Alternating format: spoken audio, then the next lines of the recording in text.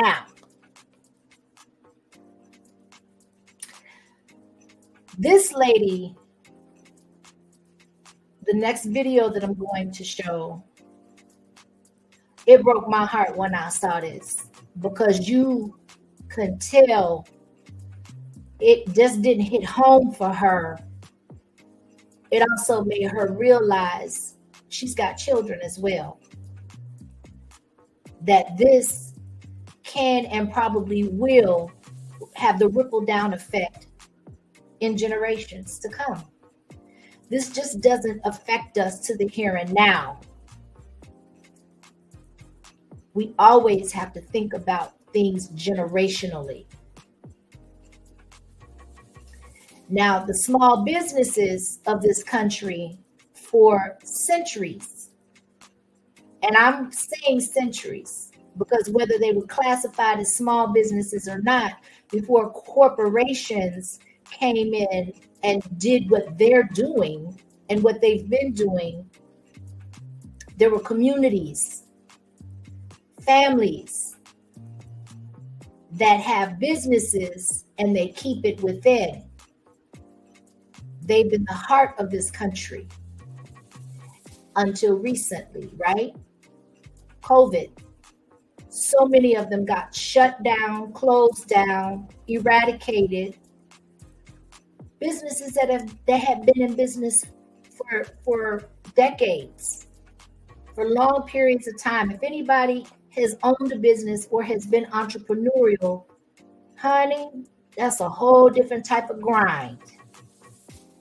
Especially when you're doing it solo dolo and you don't have an entire big, huge family on a cohesive level, on the same level, building together. And even then, it's a different type of grind. It's just different. If you know, you know. If you don't, if you know, you know, right? So this woman, I'm going to let her tell her story. But I am telling you, they slapped my other cheek on the face. They got the left one the first time with the housing, the food, the cash, and all that. And then a couple of days ago, I see this one. And now they're coming after our businesses, our small businesses. Let's go.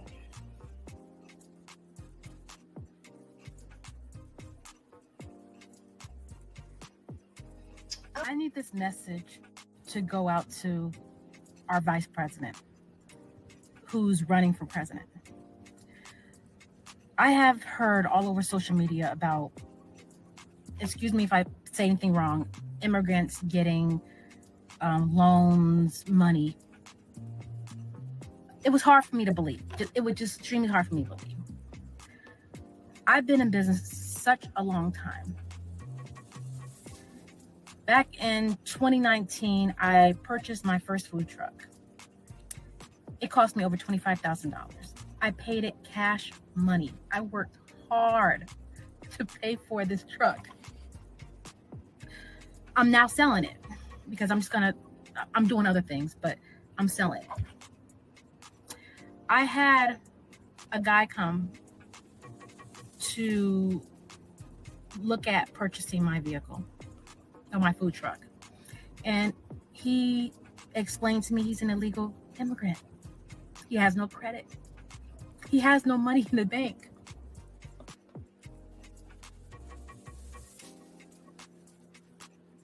No credit.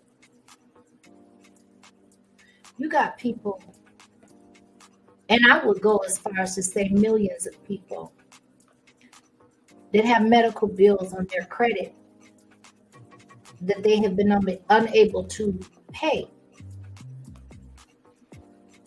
That has lowered their credit.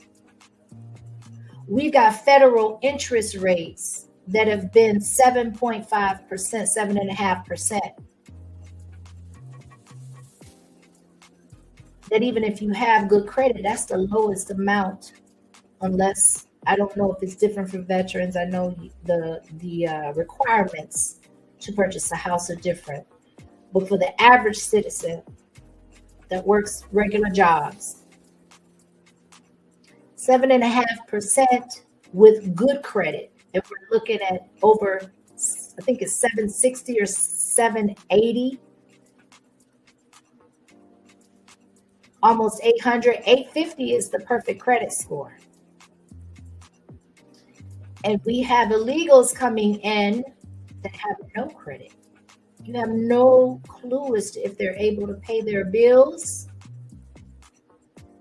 how responsible they may be or may not be, if they care, if they don't care.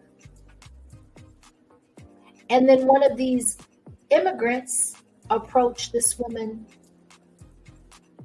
with documentation.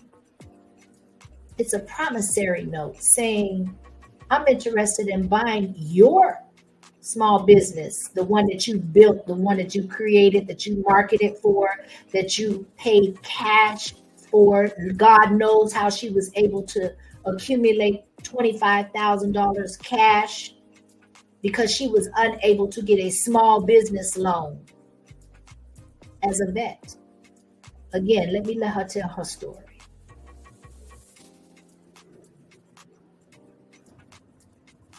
But he showed me his paperwork that he will receive funds to purchase my food truck. I'm thankful that he's buying it, but I'm hurt that I worked so hard to pay cash for my food truck. I have good credit, can't even get a business loan because of the color of my skin. I have veterans in my family. I'm a veteran. I've been self-employed for so long. But somebody, please tell me, how do I work so hard to have somebody who comes to this country, not long, no credit, and he shows me paperwork where they'll be funding him money to buy my food truck. And when I talked to the bank, they told me usually they have to go straight to a dealership because I'm a private sale. But for special circumstances, they're going to, they allow it. Special circumstances to allow them to skip the banks, to skip due process, to skip credit checks, to skip salary checks, income verifications, bank statements, W-2s. They don't even have to have ever filed taxes in this country to buy someone else's business.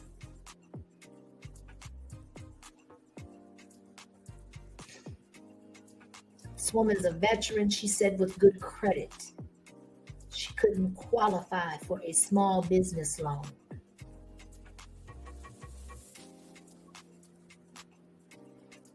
That slap in the face stings for me. My heart goes out to my people,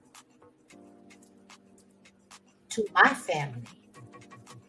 This affects everyone. Just because it hasn't hit your doorstep just yet, keep living. If we don't do something, instead of just saying something, this story will become all too common. Let's go. But I need my president to tell me why I worked so hard all these years, all these decades. Couldn't get a business loan, but I bust my ass to get the money to create my business. And we got immigrants coming here. And they're getting money. Money! We're doing nothing but just being here. It's not right, and I want answers. For doing nothing. For contributing nothing. for giving up. Nothing. And let's not get it twisted. It is my belief and it is my opinion that if it's not that man, it'll be someone close to him, because what they do is they spread the word. So his neighbor or somebody that he's connected to will also use the same criteria to purchase somebody else's business. And the income that and the revenue that they bring in, it won't generate this economy. It won't stimulate this economy. It's going to go back home to the rest of their families.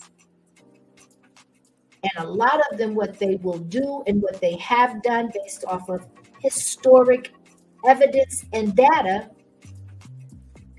is that they, once they get to a certain amount, they will divest everything here and go back home with generational wealth. While the citizens of this country continue to struggle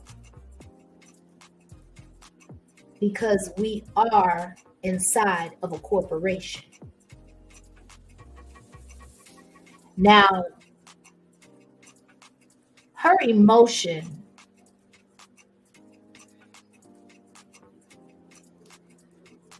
it moved me.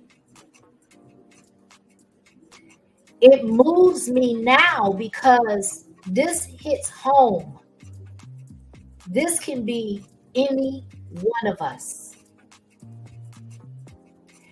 And if we stand by and just watch this happen, it will eventually be one or more of us. There comes a time where we have to figure out what is it that we have to lose. That answer is going to be different for everybody. But I think the one consensus that we can come to is that everybody's got something to lose. Our freedoms are being stripped every day while we are on these platforms being distracted by celebrity news. People that most of us will never meet, never cross paths with, never see the kind of monies that they have accumulated or are getting in order to do their job, which is to distract us and to keep our focus off of what really matters. If your family, if your own personal legacy and lineage is not your primary focus, you're focusing on the wrong shit. We have got to get to a point where we wake up collectively. It bothers me to see so many people sleepwalking. And a lot of it is by choice because we are living in a time where the truth is in your face. And if you're not seeing it for what it is, there comes a point where you have to take and own responsibility that that's on you. Don't cry. When she hit the fan, you ain't got no generators. You don't have no canned foods. You don't have no bags of rice. You don't have stored water. If you can't do it by yourself, we shouldn't have to do it by ourselves. There comes a point where we have to do this stuff collectively. We have to unite on some type of a level and look at the greater good of uniting instead of not getting past our differences. It takes a community. That is the difference between the Black culture and other cultures. The J culture, the Asian culture. the Chinese culture, whatever. Anywhere you look and they have successful outcomes, they have cohesiveness, they have security, they have reinforcement. It's in numbers. They see the bigger picture.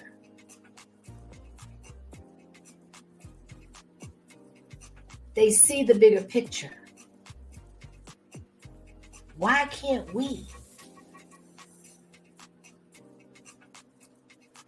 Are we so broken? Is it too late? I refused to ask that question up until recently.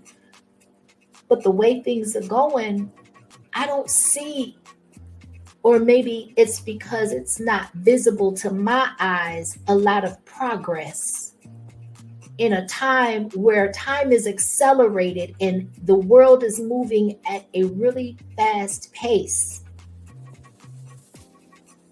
And we're losing the race.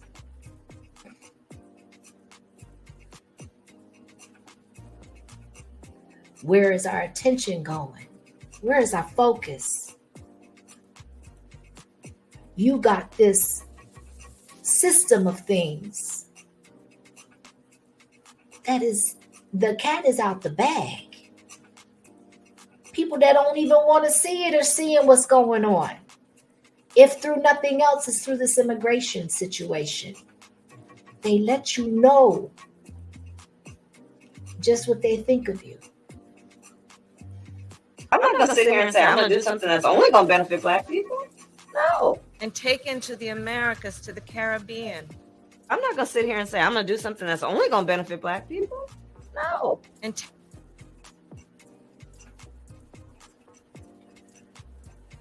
So you got her saying that, no, we're not going to do nothing for Black people specifically. Nope, ain't going to happen. But we're going to take care of these immigrants coming across here. We're going to make sure the borders stay open. We're going to make sure that they get what they need so we get what we want in the end. How many different ways do they need to tell us? You got Biden saying if you don't vote for him, you ain't Black. One of the whitest, most ghostly looking people I've ever seen in my life got the nerve to define what Black is. Fair use, YouTube. I know, y'all. It is what it is. Do we understand? If you look at the animal kingdom, anytime you see one animal, you know that they have been separated from their tribe. I look at, shout out to Double Speaks. I look at Double Speaks videos sometimes where he videotapes the ducks, right? And anytime you see one, you see the other ones behind them.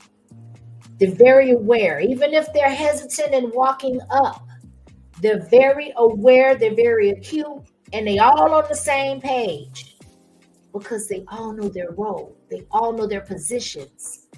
When he feeds them, the patriarch eats first. That's how they do it. That's how the animal kingdom in that situation does it. Anytime you see one, you know that they're separated from their tribe. They're easier to pick off. They're easier to discard. They're easier to go in for the kill. What makes us any different? I'm just asking.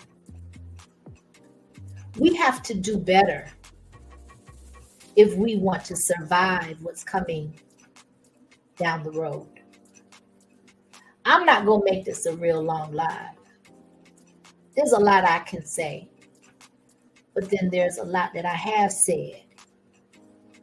Now, when it comes to these smaller businesses, to me, the solution is self-sustainability. You can't do that alone. I don't care how good you are. I don't care what kind of information you got. I don't care what kind of experience you got. I don't care how many trades you got up under your belt. It is going to take an accumulative effort and a village in order to be able to move in the proper order of things. There is a proper order of things. We were not, if we were created to be here and do everything on our own, why would it take man and woman to procreate for child, to bring forth life? Women should just be able to give birth upon command if we were meant to do things alone and be isolated from one another.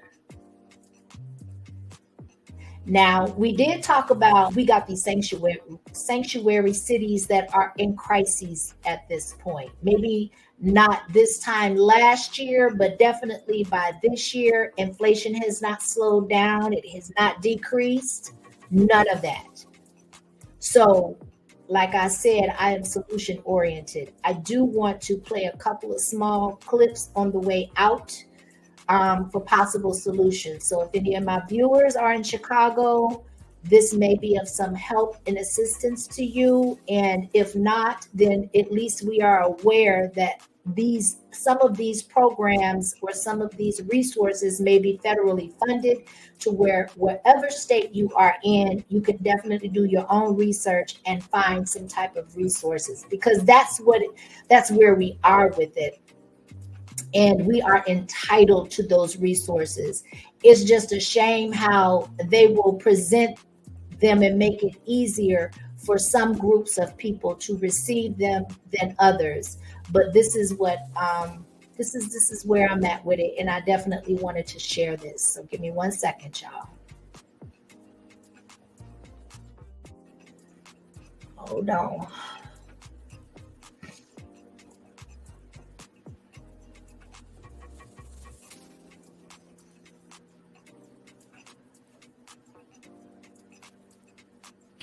Thick girl, this for you, baby, and anybody else who's living in Chicago, Illinois. Now, I'm going to be honest, y'all might want to take out a pen and paper because y'all really have a lot of resources in the Chicago area. Okay, the first one is Northside Housing and Supportive Services. And in their program, they help homeless people and they help homeless prevention. So if you need rent assistance, they got you. Plus, they got food pantries and health assistance and all of that good stuff. The next one is Bright Star Community Outreach. They too help with utilities and rent assistance. But you're going to have to scroll down to their contact information and to be able to find your local office in your area. This next one is called All Chicago. They provide financial assistance for things like rent, utilities, and transportation. Plus, they said that they were quick. I'm just telling you what they said. Now, this one is called Housing Forward. They have homeless assistance programs and homeless prevention program. They help with rent, mortgage, pass-through utility bill, and other housing needs. This next one is Connections for the Homeless. You're going to have to find your local office in order to get assistance from them. But they do eviction prevention, like rental assistance and all of that good stuff. They have services for the homeless, shelters, and they help people with domestic violence. Next, you have Beds Plus. And just like with the other programs, they help with financial assistance. Now, I did see that funds can be limited. So I'm assuming it's a first come, first served basis. But they do help with past rent fees and security deposits if you're trying to move into a new spot. Last but not least, you have the St. Vincent organization. They help with food, utilities, bills, rent, medical bills, all that good stuff. Go on their website to see how you can get in touch with them, because they too have some good stuff going on in the community. And y'all share this and run these numbers up, man. We're in a recession and it's hard out here. And be sure to go subscribe to my YouTube channel, because sometimes this platform be tripping. You feel what I'm saying? And follow me. Amen to this, sister, for doing the work and then posting it and sharing it. And for those that are coming in on the replay, or for those that want, I know she talked fast or whatever, slow the video down and go back and then write down some of these names or all of them and just type in and see if there's anything that you can qualify for, right? Anything that may be prevalent to your situation. So there is one more video, and then we're gonna wrap this thing up. I'm gonna let this sister go ahead and I'm shifting a little bit because the picture is bigger than just today. We have to get to a point where we're looking further out and just looking at your surroundings, your environment, how things are going, are paying attention to what is going on. It's a lot of information out there, but that's why discernment is super important. You got to be able to pick out or pray over what to pick out, what's real, what's pertinent to you, and what's not, right? What doesn't have anything to do with you. So let's go.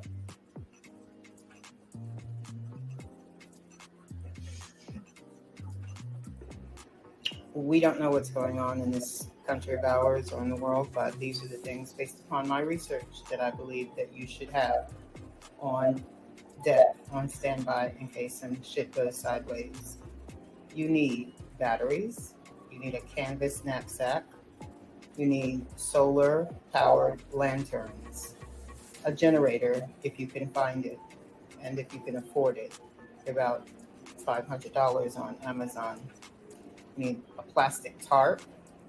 You need all your medicines, water, canned food,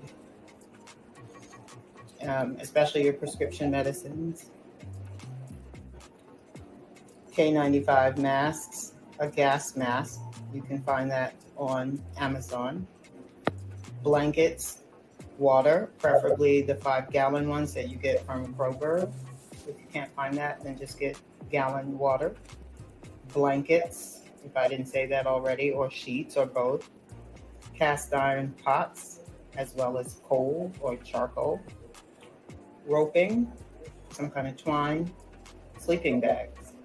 Rain slickers. A weapon. Now, most of us aren't going to have the means or the storage room to be able to obtain and then store all of these items, but pick out what's more pertinent.